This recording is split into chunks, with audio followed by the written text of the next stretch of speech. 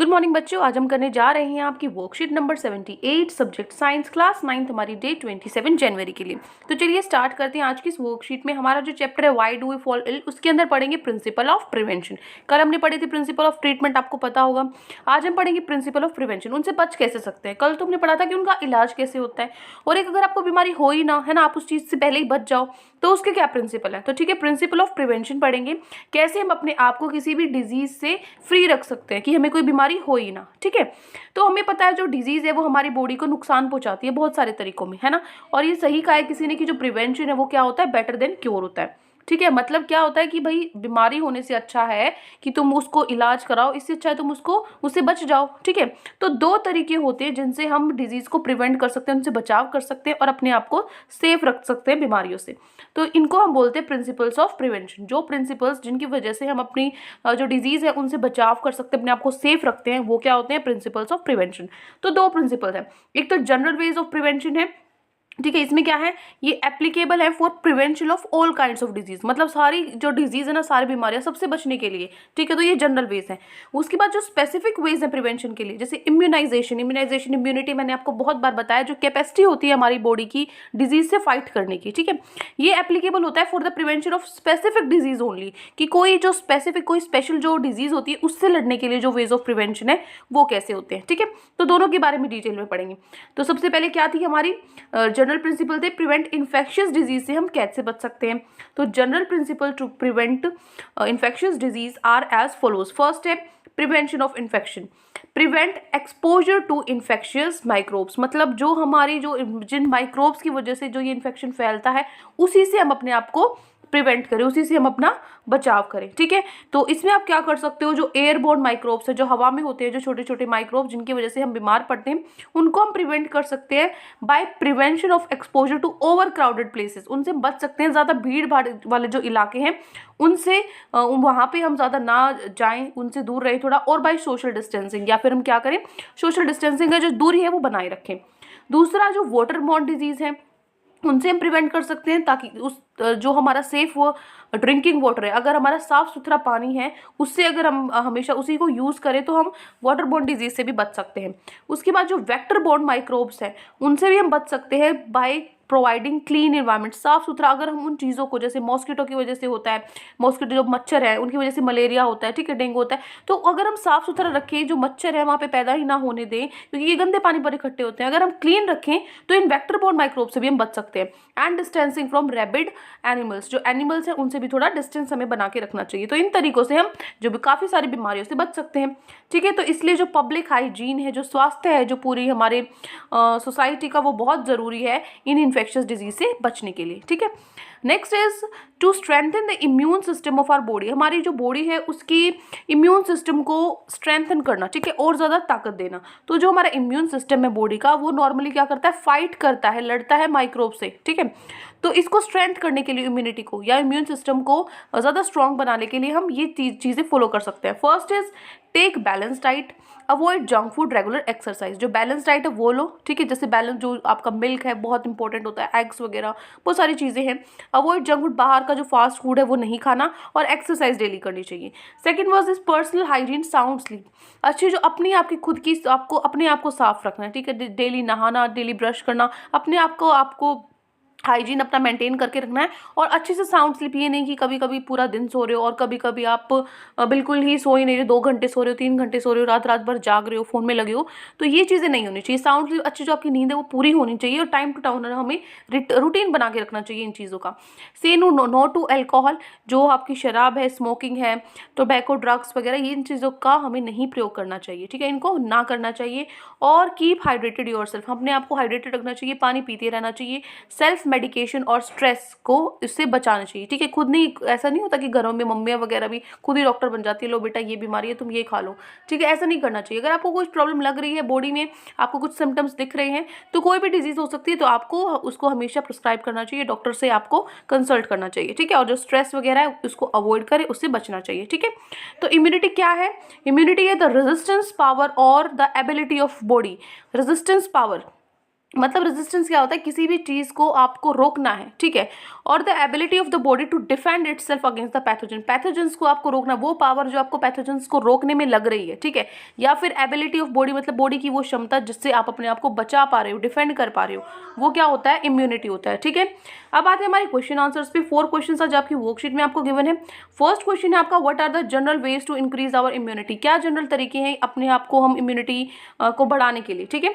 तो देखिए first question है आपका, तो जनरल वेज में आप लिखोगे take balance diet, avoid junk food, regular exercise, ठीक है।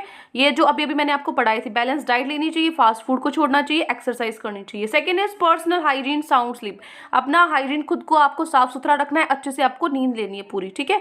से नो टू अल्कोहल, शराब को मना करना है, आपको धूम्रपान नहीं करना, टोबैको, ड्रग्स, ये सब चीज़ें नहीं यूज़ करनी चाहिए।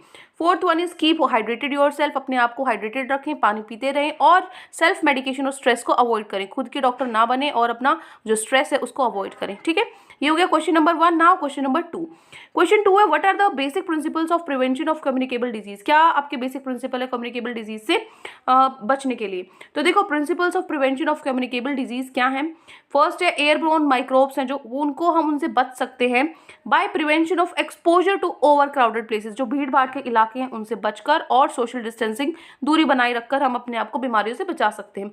जो वाटर बॉर्न डिजीज हैं, जो वाटर से जो बीमारियां होती हैं वो उससे हम बच सकते हैं by providing safe drinking water, जो पीने का पानी है वो बिल्कुल सेफ हो, क्लीन हो।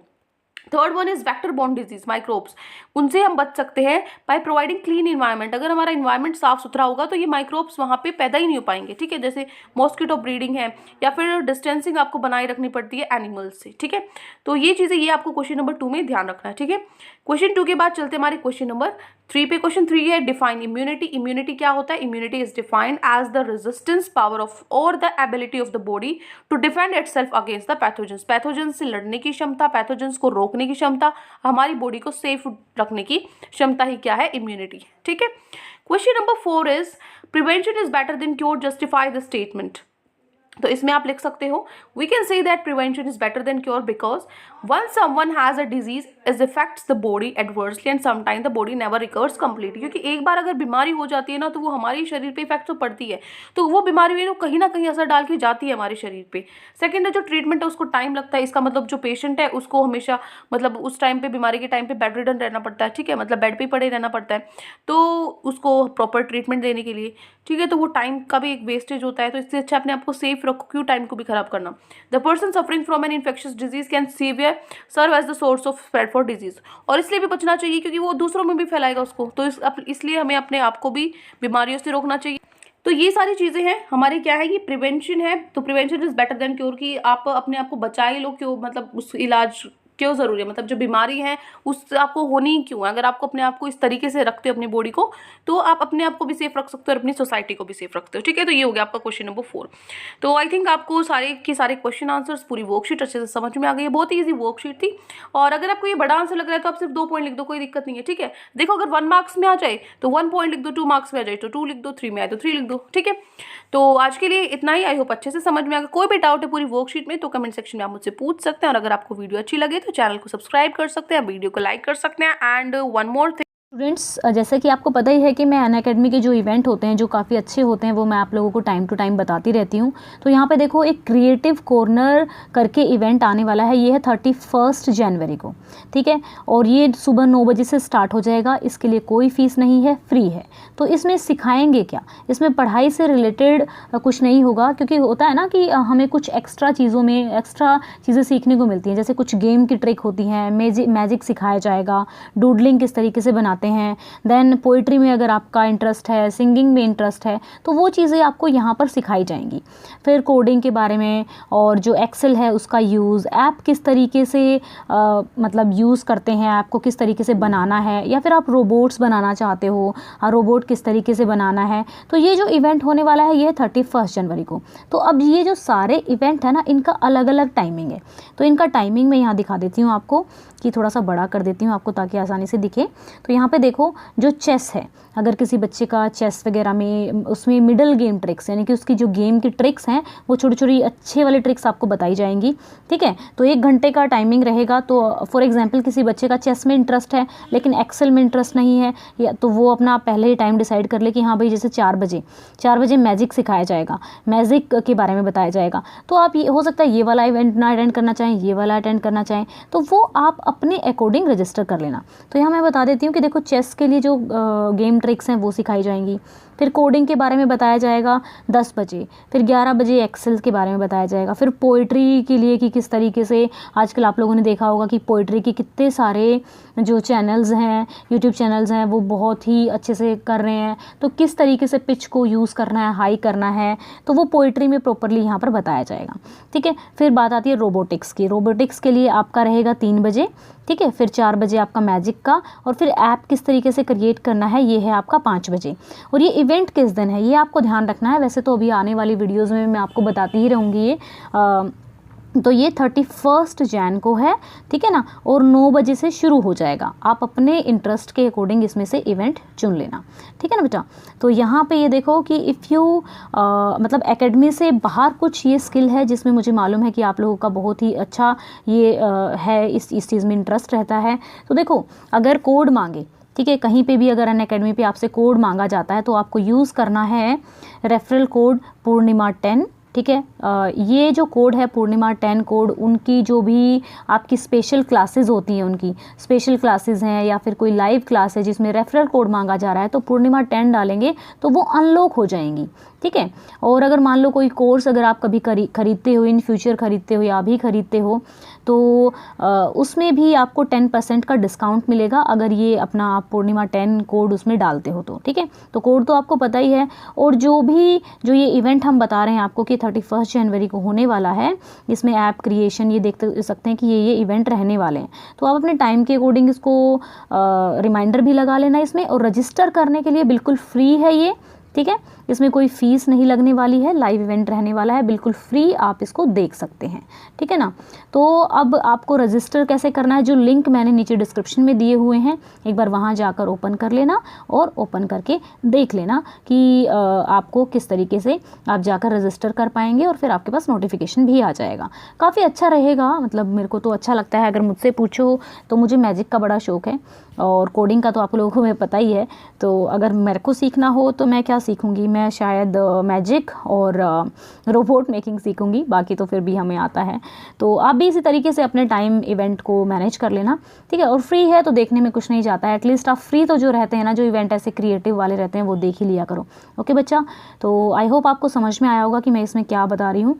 और पूर्णिमा 10 कोड आप यूज़ कर सकते हैं। और अगर आपको मेरे पढ़ाने का तरीका अच्छा लगता है, समझाने का तरीका अच्छा लगता है, तो वीडियो को आप पहुंचाएंगे 1000 लाइक्स तक। और अगर अभी तक आपने चैनल को सब्सक्राइब नहीं किया है तो चैनल को सब्सक्राइब कर लीजिएगा। Thank you, have a nice day, may God bless you.